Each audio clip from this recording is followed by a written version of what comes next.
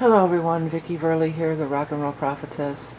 Today my guides and I are going to take a look at the new moon chart, which is occurring on June 6th of 2024 at 8:38 a.m. Eastern Time, but times will vary. This is a psychic or spiritual or intuitive astrology report.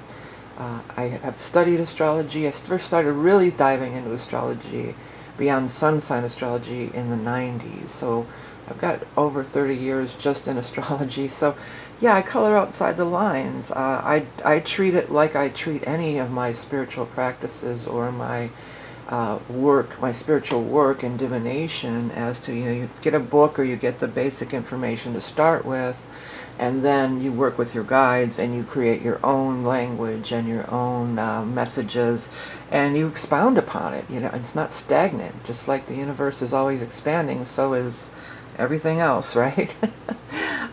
Before we dive too deep into the reading, I just want to let you know that, again, you're watching the Rock and Roll Prophetess on YouTube, and you can find me at vickieverlie.com. Do not be fooled by imposters.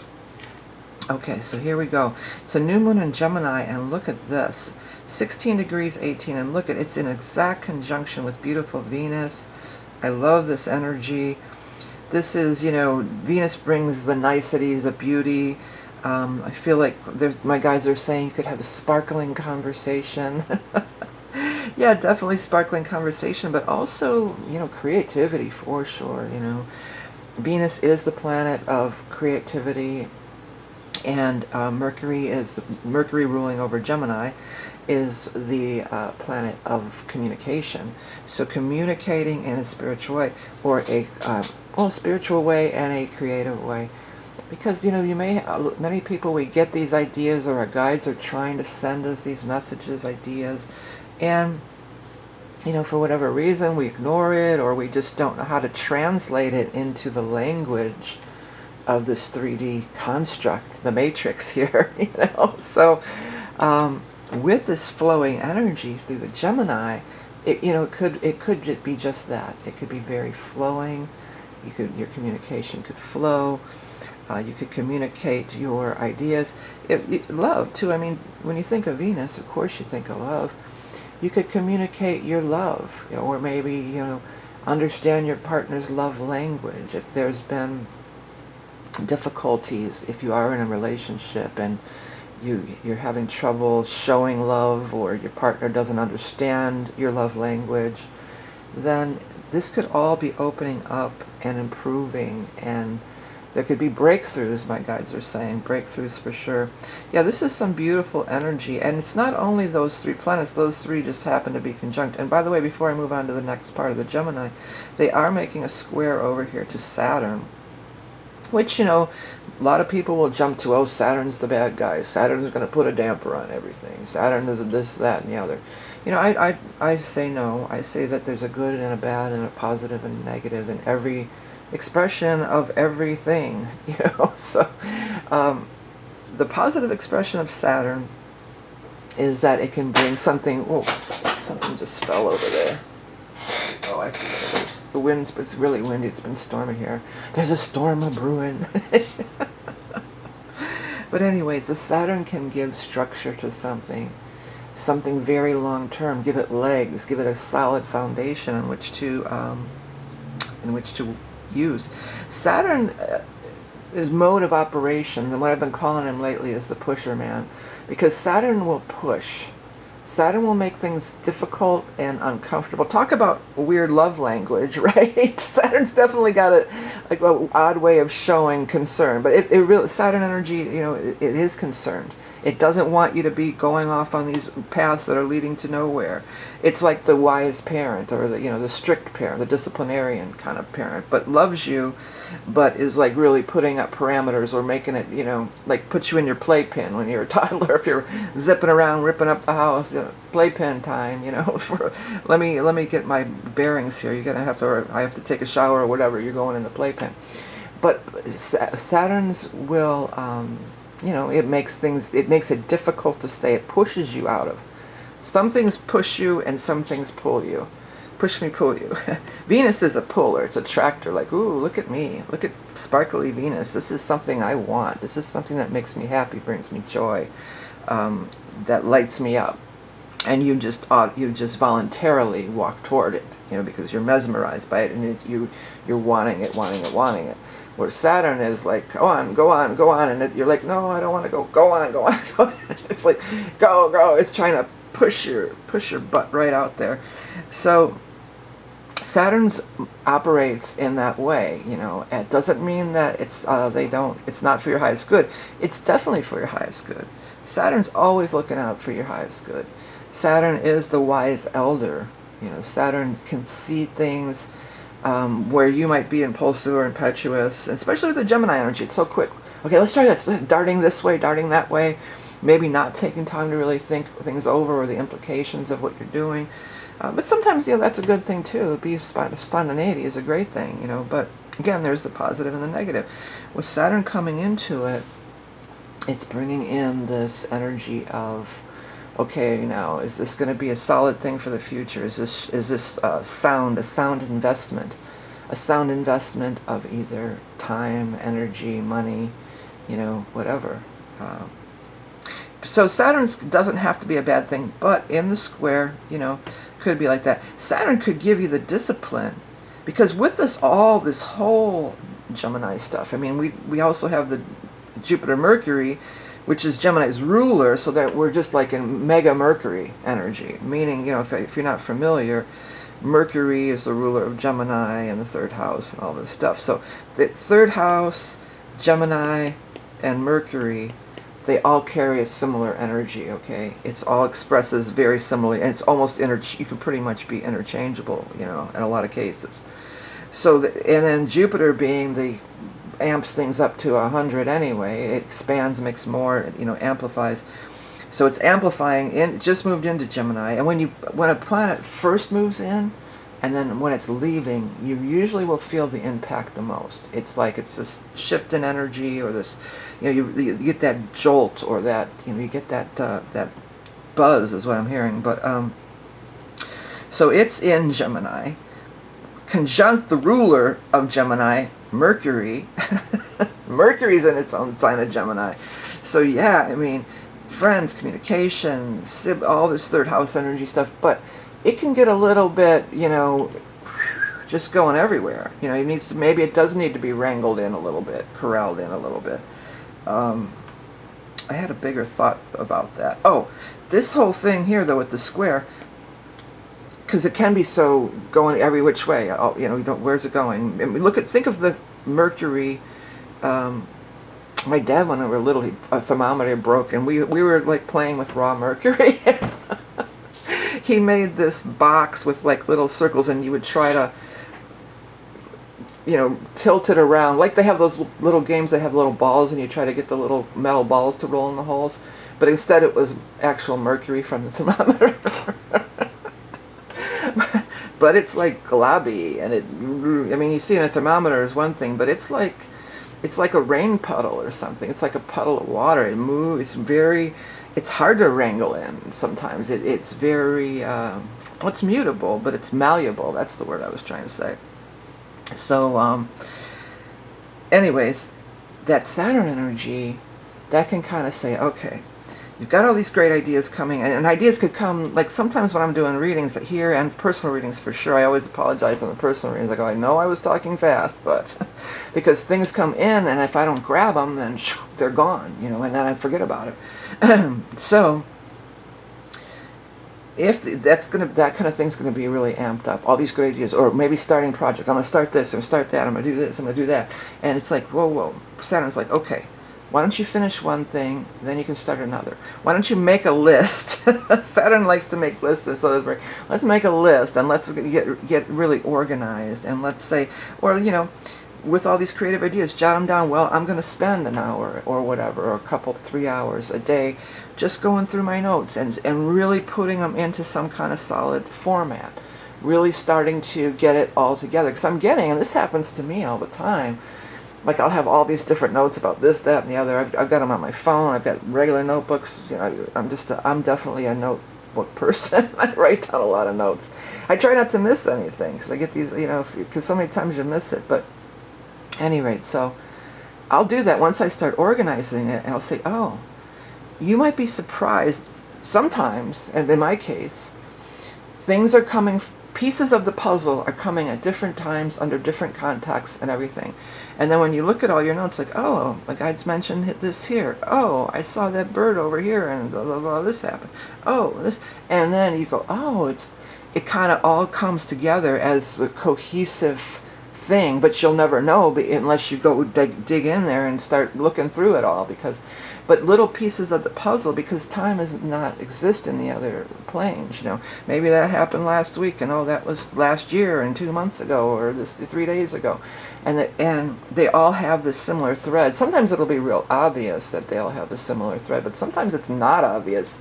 There's been some crazy stuff, it's like I'm getting little bits of the message coming from animal totems, coming from this, coming from that, something somebody said, a video I saw, this or that, or some download I got, that's this kind of energy. It's just all coming all different directions, and then, oh, that kind of relates to this, and oh, that, and then next thing you know, Saturn, you got a book, or you got the message from your guides, or you got whatever it was trying to convey, you got the song. That's happened many times with songs. That happens all the time with songs. I get all these little tidbits, and then I go listening to them. I go, oh, that would fit together with this. That could be the chorus, and this could be the bridge. And they didn't all come. Sometimes they do come. Some of the best ones come as one big download. You get it all at once. But a lot of times it's these little snippets, and then you put it all together. It's like, oh, wow, cool, look at this. This. It was like it was meant to be, because it was, but you were just getting it in these little sound bites, basically, with the music. So there's definitely that kind of, that's the way that the Saturn energy can be useful. It's not trying to rain on your parade. It's not trying to be a party pooper. It's trying to, it's trying to help you. It's trying to help you make sense of some of the chaos, or make sense of some of the, the cognitive impressions, or I don't know. Well, the other thing, this is huge too, and this is something I am open for the solstice readings at this time. This is only a couple weeks before the solstice, and the solstice reading will be available till the end of June, and then gone for the rest till next year. So if you haven't got yours and you want to, check it out on my website. But this is something that we will go into. I've been looking at this in people's charts, because this is very prevalent, the Jupiter trine Pluto, and it's in Aquarius too. So the sign of Aquarius is even taking that woo, you're down here, your mind's going, blah, blah, blah, this, blah, blah, blah, blah, blah, and then you got woo. So it can even more amp up that, being not feeling grounded, being too much, or it's just like, I gotta slow down, slow my roll here. It's just too much. It also can be, in our world that we live in, there's so much coming at us constantly. Like right now, across the room, I have YouTube on the TV. It's just at the home screen, but I'm usually watching videos there. I've got a tablet here, I've got a tablet there, and my phone is over here, and I'm using a camera. So it's 1, 2, 3, 4, 5 bits of technology, all facing me, and all going on. And that's not unusual. I think many of us can relate to that, Well, I think most people probably use their phones more, but my phone, it's so hard to see. I'm like that. I got the text on the biggest thing too. It's still hard to see. I got to change glasses to use the phone, So I like, especially for visual, I like using bigger screens, but whatever. But all this technology. And it's just little old me sitting here right now, and I've got all these different things going on. Or if, we're in a car, we got the thing on the screen, we got the phone, and we're watching the driving, and there's billboards and traffic lights, and that's all this Mercury. And then the Uranus brings in the higher vibration. I believe Uranus is the higher octave of. I'm mentioning Uranus if you're not following, because Uranus is the ruler of Aquarius, and Pluto's in Aquarius, so that's why I'm bringing up Uranus. It's the ruling planet. The Uranian energy, it's the higher octave of Mercury. So we're already deep in the Mercury energy, right? And then it's like, electrify. It's like one of those things, zappers or whatever. One of those somebody like zzz, just zaps you with, or you get struck by lightning or something. I mean, it's that intense. So we need that Saturn energy. But also with this could be made if we can harness that energy. Like, look what happened when we harnessed the lightning. Now we have electricity, or so to speak. If you can harness that energy and get a hold of it, wow. It's like it can be such you can make such great strides, taking off, blasting off to the moon, or it's just, you can make big changes, and it could happen quickly. But again, sometimes quickly is not better, especially on big major life changes. You might want to slow your roll and just think things over. All right, I want to move over here because, oh, I'm sorry, that phone's in the other, it's not even it's my landline. I'm not going to answer it. I'm not cutting this video together either, sorry. It'll stop in a minute. Oh, maybe I can do it like this. I'm sorry that's ringing. I'm just going to have to let it go. I'm not going to, oh, I know which phone it is. See, talk about, here it is, the technology. This is just what I was talking about, right? I got 2 different phones going on here, too. I'm sorry, I forgot to mute that phone. I'm sorry. I'm not going to be able to edit this out. So, sorry about that for anybody who's bothered by it. But I think it was a spam call anyway, but there you go. That just illustrated my whole point. The phone's ringing. Where's it coming from? I've got a phone over here, the regular land phone, and then I've got myself, just that's exactly illustrating that point. How many freaking phones do we need anyway? How many devices do we need? But where we were going next with this thing here is this. We've got Chiron conjunct the Mars.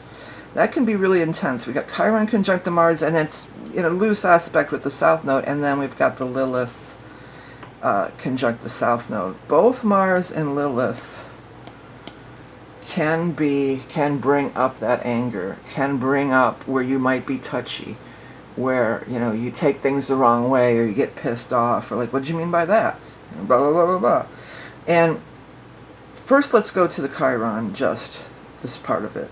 Let's go over here, because that Chiron is those wounds that we do over and over and over again. It's a difficult point. It's a point of contention in all of our astrology charts and everything. And then Mars it's where we wound ourselves over and over again. It's where we feel like we're the victim.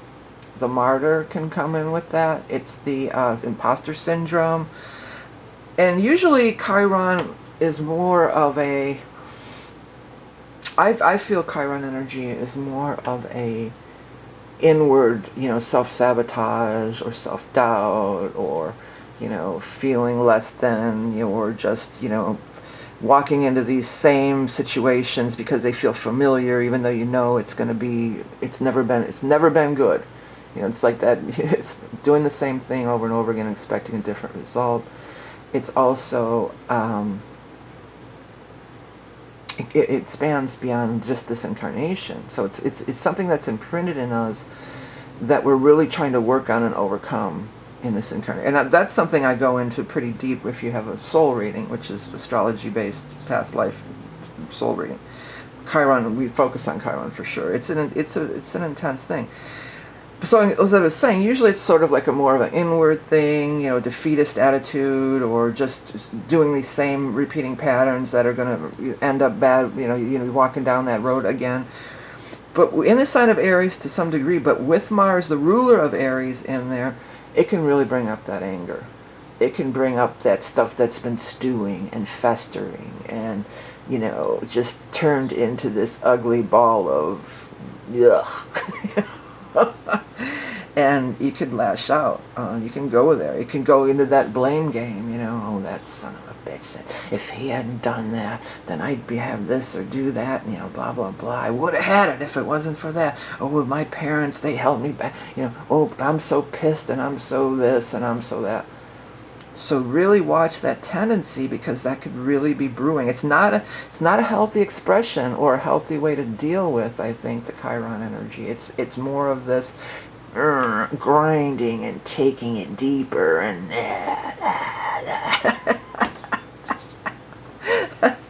And then here comes Miss Lilith, who also is not known for her tact and diplomacy. Lilith, it can be quite vengeful and, hell hath no fury like the woman scorned, and that's Lilith, man. So Lilith is unleashing all her stuff, and then Mars and Chiron are over here unleashing their stuff. So, this could be... And then if you, think before you speak too. That's another thing with all this. Watch what you say. Because if you get embroiled up in this, you know how it is, You can just say something that you might really, really regret. So watch what you say. Try to back out of this kind of stuff. Try not to, jump into the fire or add fuel to the fire. Or, this is like, bombs are exploding here. Nobody wants that. Nobody wants that.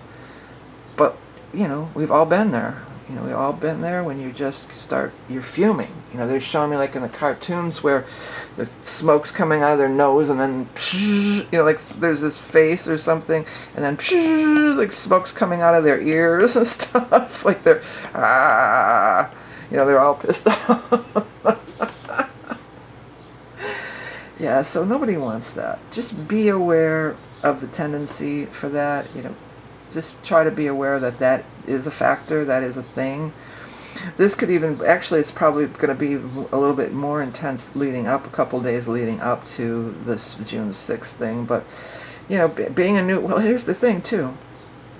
Being a new moon with Venus conjunct, we don't want to, the new moon always starts a new cycle, right? We don't want to bring all that crap into the next cycle, right? The next 30-day cycle. We don't want to bring that along. So let's just go. That's one thing that this Uranian, Pluto and Uranus energy is like, you know what? I'm deciding today that I'm not going to do that anymore. I'm not going to take the bait.